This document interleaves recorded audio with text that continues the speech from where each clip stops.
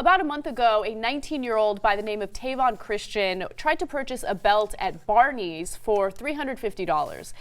Since he was a young black man, he alleges that the cashier didn't believe that he had the money to pay for it and used a stolen credit card to pay for it. Authorities were called to the scene. They questioned him. He had to literally call Chase Bank and prove that that was his account and that he was not doing something fraudulent to pay for the belt.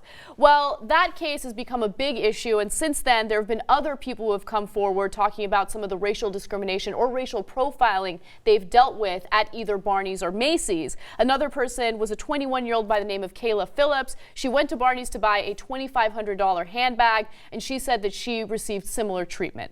Now, what's fascinating about this is all of a sudden there are former employees and current employees that are coming out of the woodwork to talk about the culture within this high-end department store, and they are basically saying that yes, this culture exists and something needs to be done to change it. Now, they specifically spoke to the Huffington Post, and according to one anonymous source, this person said that some of the employees would say things like the following. Their card is probably not going to go through. I don't know why they come in here and want to try stuff on that they know that they're not going to buy. As I read that quote, I think, yeah, look at the assumption. It's from the get-go, right? Yep. And it's not particularly sophisticated. It's not necessarily based on the clothes they already have on.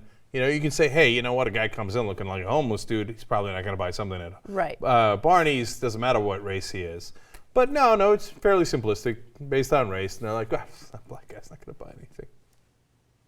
Right? And there's a lot of quotes here. There are a lot of quotes. And you got to keep in mind that most of the employees at these high-end stores work based on how many items they sell. They don't have an hourly wage. It's all based on what they sell and how much they make as a result of that. So they don't want to waste their time with someone who doesn't look like they're wealthy. So you see like this culture kind of happening there, and it's mostly driven by money, and it's also driven by so-called loss prevention. They come up with strategies to make sure that they catch someone shoplifting, even if there's really no reason to believe that they're shoplifting. They would rather take the chance of accusing someone than to just let people go, right? And I think that that's also obviously very problematic because you focus on minorities. Yeah, look, even if you didn't focus on minorities, I think it's terrible customer service.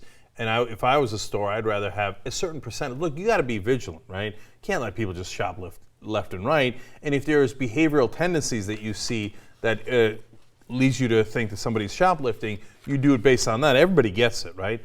But I would err on the side of not catching a couple of shoplifters rather than embarrassing my customers who are there to shop and then go home and say, oh my God, can you believe what Barney's did to me? Exactly. I think that's too high a price to pay from a business perspective if you're a department store.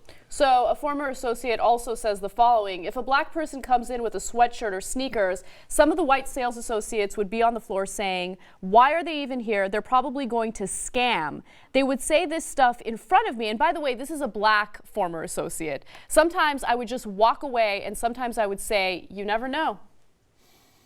That is unbelievable that they would say that in front of a black employee or coworker. You know, the only reason why it's not totally unbelievable is because people have really internalized this thing that they don't even realize is racist, where they think, no, you're one of the good ones. We're not talking about you. Like, they really believe that, and they think, no, it's okay, I'm not racist, because I think there's some good ones. Like the girl I work with, she's perfectly fine, right?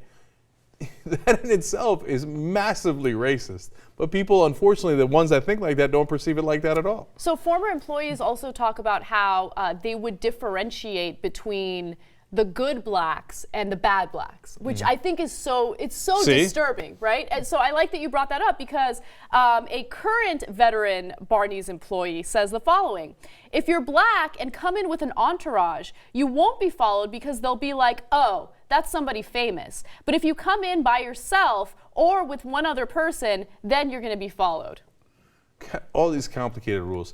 Like white people, when they go to fancy department stores, they don't have to worry like, hey, wait, should I go with 6 guys, 2 guys? Should I go by myself? It never occurs to them, right? Yeah. But especially for the black associates who work there, they're thinking, okay, next time I come into a Barney's, even though I work at one, I got to make sure that I either come with 5 people, but not 2. It's so stupid. It's so stupid. I mean, again, it goes back to, minorities having to deal with certain situations that people like me never have to think about. If I walk into a Barney's, it doesn't matter if I'm wearing jeans and a t-shirt. If I need customer service, I'm going to get customer service. Yeah. This is what David Sordo often refers to as the white privilege that you don't see, right? Like, so, because since you never experienced it being a white person, you don't realize that it exists. But you get that privilege without even realizing. Like, you never have to bother thinking, hey, if I knock on somebody's door in the middle of the night, are they going to kill me, right, when I need help? You don't think, hey, if I walk into Barney's, are they going to, accuse me of shoplifting? Like, that never occurs to you, right? And do I have to go in with a bunch of people so they think I'm famous? Has that ever occurred to you? Why would it occur to you? But if you're African American and you've dealt with this kind of discrimination on a consistent basis, that's the kind of stuff that it's got to go through your head. So let me jump in and talk about Barney's just as a whole for a second. Barney's was originally established in like the 1920s as an affordable store for men's clothing. And then Mr. Barney passed on the business to his son, and his son's like, you know what, I want to create this elite business that's very exclusive to those who are wealthy enough to afford high-end clothing, right? So there is like that culture of we are better than everyone else. People who shop here are better than everyone else. And that is the number one thing I hate about society, the class system, and treating people like they're not good enough because they can't afford a $2,500 fucking handbag. How stupid is that? So like, aside from all of the racial profiling and aside from all the hideous business practices that they're being accused of, just that mentality of we're better than everyone else makes me sick to my stomach. I hate it. And that alone makes me want to not shop at Barney's. Yeah, and unfortunately, that's the business model of so many places. Whether it's a club that keeps you out in an hour-long line when in fact it's empty inside, just to be able to say like, oh no, you're not good enough to get in here, right? Unfortunately, the problem is it works. Whether it's a department store or a club, people are like, oh yeah, oh, you think I'm not good enough? Oh, that's so cool. Then I want to be good enough. I want to give you all my money so that you validate me and say I'm good enough. I want people to be better than that. You know what I think makes someone better than everyone else? When they treat other people with respect, not how much money you have and the things that you can afford that others can't afford. And I get it. It's human nature to want to be better. We're competitive, and it's a status symbol to be able to shop at places like that. But it's time that we focus on what's inside. And I know this sounds so corny and hokey, and I apologize for that, but I hate that. I hate that people want to buy the $2,500 handbag because it's a big middle finger to other people who can't afford it. It amplifies the Hunger Games in my eyes.